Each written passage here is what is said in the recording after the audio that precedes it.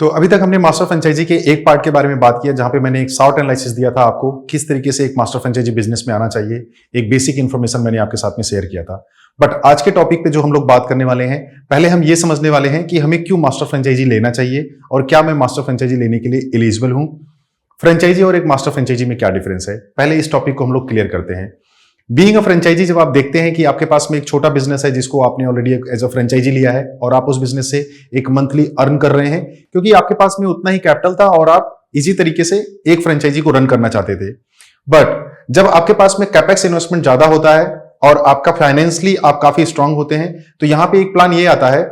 कि मैं institute of franchise लेके क्यों ना मैं एक मास्टर फ्रेंचाइजी बिजनेस करूं जहां पे मैं लाखों टर्नओवर के बजाय में मैं करोड़ों का एक टर्नओवर कर सकता हूं। बट पॉइंट्स यहां पे ये आता है, क्या जब मुझे मास्टर फ्रेंचाइजी में आना चाहिए तो मेरी कितनी एलिजिबिलिटी होनी चाहिए, मैं अपने आप को कैसे इंश्योर करूं कि मैं मास्टर फ्रेंचाइजी के लिए फिट हूं या फिर नहीं फिट हूं। तो यहां पे एक सबसे पहला पॉइंट है, अगर आप एक मास्टर फ्रेंचाइजी बिजनेस में आ रहे हैं तो आपके पास में ऑलरेडी एक बिजनेस एक्सपीरियंस होना चाहिए जो एटलीस्ट 4 to 5 ईयर्स का आपको एक पास में एक्सपीरियंस होना चाहिए। सेकेंड पॉइंट यहां पे है, मास्टर फ्रेंचाइजी लेने से पहले आप जिस बिजनेस में आ रहे हैं मोस्टली आप ये ट्राई कीजिए कि उसी से रिलेवेंट बिजनेस में आप मास्टर फ्रेंचाइजी का काम कीजिए। अवॉइड टू दैट कि आप किसी एक नए बिजनेस में आने से अच्छा है जिस चीज के लिए भी आपने अच्छा सा एक्सपीरियंस किया है, मोस्टली पहले आप उसी बिजनेस में आप ट्राई कीजिए। थर्ड ये है कि अगर आपको लग रहा है कि कोई न्यू कैटेगरी काफी इंटरेस्टिंग है, आपको उसका फाइनेंस काफी अच्छा लगा, उसका बिजनेस एक्सपांशन काफी अच्छा लग रहा है और आपको उसमें इंटरेस्ट है, तो आप मेक श्योर होइए कि उस इंडस्ट्रीज में एटलीस्ट आप 6 महीने तक काम कीजिए। लेकिन आप 100% इंश्योर हो जाइए कि उस बिजनेस का जो वर्किंग मॉडल है वो अभी आपके समझ में आता है। जब ब्रांड आपके साथ में काफी बड़ी डेडलाइंस के साथ में डिस्कस करता है, उसके बिजनेस एक्सपांशन, मार्केटिंग, कस्टमर के बारे में बात कर रहा है, तब आप बिल्कुल समझ पा रहे हैं कि इस बिजनेस को रन करने के लिए किस तरीके की कैपेबिलिटीज आपके पास में होनी चाहिए। तो ये एक बेसिक पॉइंट्स है जो आपके पास में बहुत ज्यादा स्ट्रांगली आपको समझ के मास्टर फ्रेंचाइजी के प्रोसेस में आपको आना है। तो नेक्स्ट पॉइंट है पॉपुलेशन। पॉपुलेशन को लेकर हमें यह समझना होता है, क्या एज अ मास्टर फ्रेंचाइजी मेरी जो सिटी है वो मास्टर फ्रेंचाइजी के लिए तैयार है या फिर नहीं है। मास्टर फ्रेंचाइजी के लिए आपके पास में मिनिमम 50 लाख की पॉपुलेशन होनी चाहिए और वहां पे थोड़ा कॉर्पोरेट कल्चर होना चाहिए, ऑलरेडी वहां पे थोड़ी सी जॉब की अपॉर्चुनिटी होनी चाहिए और साथ में तीसरा ये इंपॉर्टेंट पॉइंट है कि एटलीस्ट आप उस शहर में मिनिमम 5 आउटलेट आप ओपन कर सके, ताकि जब भी आप किसी ब्रांड के साथ में आप डील कर रहे हैं तो अपने छोटे से शहर को लेके भी आप एक मास्टर फ्रेंचाइजी बिजनेस उनके साथ में कर सकते हैं। बट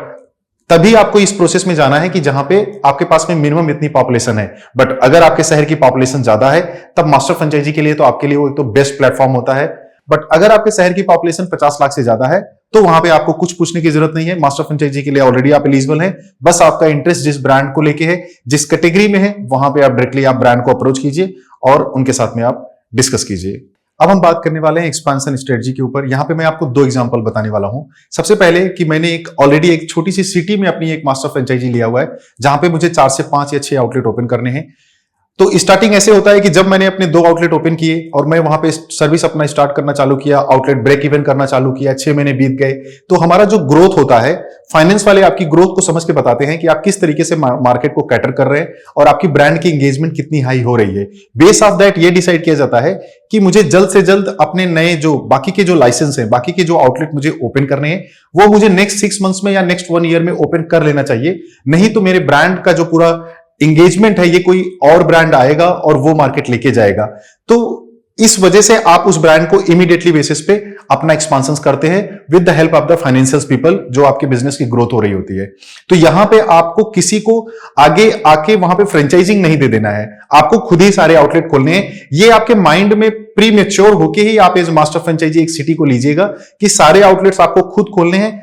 फिर आपको वहां से बिजनेस करना है, आपको आगे फ्रेंचाइजिंग नहीं देनी है। एकदम क्लियरली डिनाइंग कि आपको आगे फ्रेंचाइजिंग नहीं देनी है। नेक्स्ट पॉइंट यहां पे आता है कि हम किसी पर्टिकुलर एक स्टेट की मास्टर फ्रेंचाइजी लेते हैं। तो यहां पे मैं एक कॉमन तरीके से आपके साथ बात करते हैं कि एक एग्जांपल लेते हैं हम लोग कि हमने एक स्टेट को डिसाइड किया कि जहां पे हमने ये एनालिसिस किया कि इस पर्टिकुलर स्टेट के अंदर में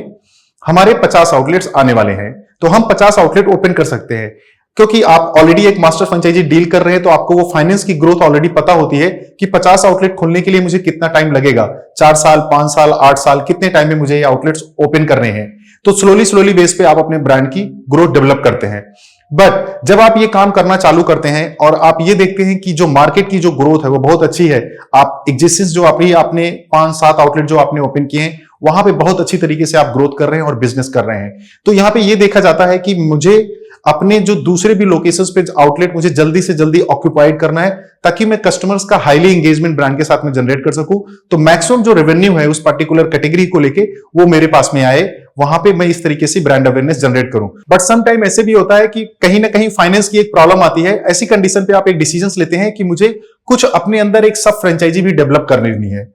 तो यहां पे जो मेरा कुछ का मतलब है, इसका मतलब यह है कि अगर मैं टोटली 50 लाइसेंस का मेरे पास में मास्टर फ्रेंचाइजी है, तो मैं यहां पे मिनिमम 15 आउटलेट ही मास्टर फ्रेंचाइज के अंदर में एज ए सब फ्रेंचाइजी में रिलीज करने वाला हूं। बट उसके लिए भी एक स्ट्रॉन्ग रीजन है। वो स्ट्रॉन्ग रीजन ये है कि किधर ना कहीं कैपेक्स या फिर फाइनेंस की प्रॉब्लम होने की वजह से आप जो है इमीडिएटली बेसिस पे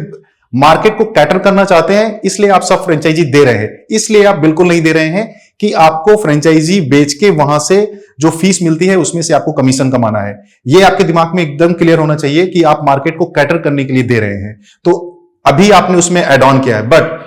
चांसेस ये होने चाहिए कि आप जितना ज्यादा हो सके सब फ्रेंचाइजी, एक मास्टर फ्रेंचाइजी के अंदर में सब फ्रेंचाइजी की क्वांटिटी जितनी कम आप रख सकते हैं उतना अच्छा है। तभी आप एक अच्छे लेवल पे अपना बिजनेस डेवलप कर पाएंगे और आप एक अच्छा रेवेन्यू आप जनरेट कर सकते हैं। अब मास्टर फ्रेंचाइजी के अंदर में मैं बात करने वाला हूं एम्प्लॉइज रिस्पॉन्सिबिलिटीज की, किस तरीके से एम्प्लॉइज पे काम किया जा सकता है। तो यहां पे जब आप ब्रांड के साथ में एक मास्टर फ्रेंचाइजी डील कर रहे होते हैं, उसी टाइम पे ब्रांड आपको एम्प्लॉइज का एक प्रोसेस आपके साथ में शेयर करते हैं, जहां पे किस लेवल के एम्प्लॉइज को ब्रांड में नीड होती है, हर एक स्टेज पे कहां कहां पे क्या इंफॉर्मेटिव एम्प्लॉइज आपको हायर करने पड़ते हैं,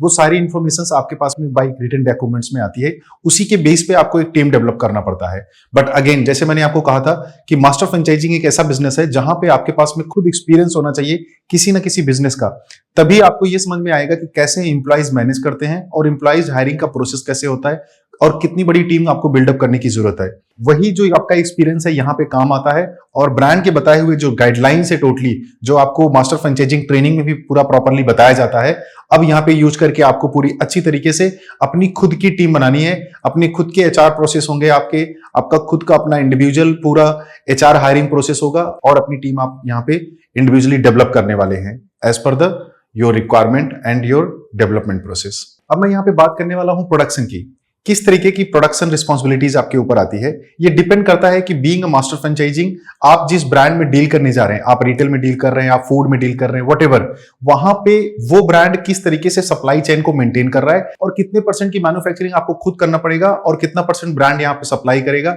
या फिर 100% ब्रांड की सप्लाई रिस्पॉन्सिबिलिटीज है। आप एज अ स्टॉकिस्ट की तरीके से वहां पे प्रोडक्ट आपके पास में आता है, आप स्टॉक मेंटेन करते हैं और आगे आप सप्लाई करते हैं। ये सब चीजों के बारे में आपके पास में डिटेल्स में एक्सपीरियंस होना चाहिए कि प्रोडक्शन को कैसे संभालते हैं, किस तरीके से प्रोडक्शन को मैनेज कैसे करते हैं, उसका स्टॉक कैसे समझते हैं, स्टॉक की एक्सपायरी कैसे होती है, नए स्टॉक को कैसे निकालते हैं, पुराने स्टॉक को कैसे निकालते हैं, नए स्टॉक कब ऐड ऑन करते हैं। इन सब चीजों के बारे में आपको इन डिटेल्स में नॉलेज होना चाहिए, जो कि ट्रेनिंग के टाइम पे ब्रांड आपको ये सब सारी चीजों को एक्सप्लेन करने वाले हैं। तो बीइंग अ मास्टर फ्रेंचाइजी आपके पास में ऑलरेडी इस तरीके का कोई छोटा मोटा कुछ तो आपने प्रोडक्शन से रिलेटेड कुछ तो काम किया है, कुछ भी आपने संभाला है, चाहे वो किसी भी कैटेगरीज का हो, ताकि आप रिलेट करके बिजनेस को अच्छी तरीके से समझ सके और फ्यूचर में किसी भी तरीके की प्रोडक्शन प्रॉब्लम में आप न फंसें। अब मैं जिस पॉइंट पे बात करने वाला हूं वो है लॉजिस्टिक्स। लॉजिस्टिक्स को कैसे मेंटेन करना है, कैसे समझना है, सप्लाई चेन कैसे बिल्डअप करना है। जब आप ब्रांड के साथ में डील कर रहे होते हैं, उसी टाइम पे ये क्लियरफाई होता है कि ब्रांड ने ऑलरेडी लॉजिस्टिक्स पार्टनर बनाया है, जो जाके आगे चल के आपको वो सर्विस देने वाले हैं। लॉजिस्टिक्स आपके बिजनेस के लिए बहुत इंपॉर्टेंट है। लॉजिस्टिक्स पार्टनर जो होना चाहिए वो आपके बिजनेस में सबसे इंपॉर्टेंट रोल निभाता है। तो बहुत ही सूझबूझ के आप लॉजिस्टिक्स वेंडर को फाइंड कीजिए और उनके साथ में अपने पूरे बिजनेस प्रोसेस के बारे में आप बताइए कि कितने टाइम में कैसे आप पूरा प्रोडक्शन बनाते हैं, कैसे आप उसकी सप्लाई चेन मेंटेन करना चाहते हैं, ताकि लॉजिस्टिक्स वाला उसको पूरी अच्छी तरीके से अंडरस्टैंड करके आपको एक बेस्ट कोटेशन दे सके और आपको बेस्ट सर्विसेज भी प्रोवाइड कर सके। क्योंकि जब भी आप लोकेशन में मूविंग करते हैं तो यहां पे लॉजिस्टिक्स पार्टनर से आपको एक बार जरूर कंसल्ट करना पड़ेगा कि पर्टिकुलर एक नई लोकेशंस पे काम करने के लिए मैं कैसे अपने सप्लाई चेन को बना सकूं। इसलिए जब अपना प्रोजेक्ट आप स्टार्टिंग में ही पूरा प्रिपेयर करते हैं, कि मान लीजिए जैसे मैंने एग्जांपल दिया था कि आप 50 आउटलेट ओपन करने वाले हैं, मतलब 50 लोकेशंस को आप ऑक्यूपाइड करने वाले हैं, यही सेम टाइम पे लॉजिस्टिक्स पार्टनर को इन्वॉल्व कीजिए और उनके साथ में समझिए क्या मैं इस 50 लोकेशन को ऑक्यूपाइड करने में कितनी परसेंट की लॉजिस्टिक्स कॉस्ट आपको आने वाली है, किस तरीके के रेवेन्यू जनरेट करने पे आपकी लॉजिस्टिक्स कॉस्ट रिड्यूस होने वाली है। ये सब जो पूरे पैरामीटर्स हैं, ये first day before coming in this master franchising business आप पहले से पूरा क्लेरिफाई कीजिए, नहीं तो लॉजिस्टिक्स आपके बिजनेस का बहुत बड़ा फेलियर साबित हो सकता है। अब मैं नेक्स्ट पॉइंट पे बात करने वाला हूं जिसका नाम है मार्केटिंग, क्योंकि इसी के बेस पे आप अपने ब्रांड की अवेयरनेस क्रिएट करते हैं कि वहां पे कैसे आप काम करने वाले हैं, आप क्या प्रोडक्ट बेचने वाले हैं, कैसे आपके टारगेट कस्टमर होते हैं। ब्रांड आपको इन पे काफी सारी चीजों की गाइडलाइंस ऑलरेडी दिया होता है, बट यहां पे जब आप एक मास्टर फ्रेंचाइजी का रोल एक निभाते हैं तो आपके पास भी बहुत सारी स्ट्रेटेजी होनी चाहिए खुद की कि कैसे आप ब्रांड को मार्केट करने वाले हैं और कितना आप मार्केटिंग में इन्वेस्टमेंट करने वाले हैं। फाइनेंस के हिसाब से आपको प्री डिसाइडेड करना है कि आपका जो डेवलपमेंट है उस डेवलपमेंट के बिहाफ पे आप कितना पैसा मार्केटिंग में डालने वाले हैं। ब्रांड आपको इस पे काफी गाइडलाइन शेयर करेंगे, बट आपका भी पर्सनल एक्सपीरियंस यहां पे टोटली काम करना चाहिए और आपके पर्सनल फाइनेंशियल सपोर्ट भी होने चाहिए, और प्लस आपके फाइनेंस से रिलेटेड आपके पास में आपकी खुद के पर्सनल कंसल्टेंट होने चाहिए जो इन सब चीजों में बाइफरकेशन कर सके और समझ सके कि जब पार्टिकुलर कोई बिजनेस जब ग्रोथ करता है या लॉस करता है तो ऐसी कंडीशंस में किस तरीके से मार्केटिंग का कितना बड़ा रोल होता है और उसमें कितना पैसा इन्वेस्ट करना चाहिए। तो ये सब चीजों को समझ के आपको मार्केटिंग के बारे में भी एक प्री अंडरस्टैंडिंग पूरी करनी है, आपको उसको साइड में नहीं करना है। किसी भी बिजनेस को सक्सीड करने के लिए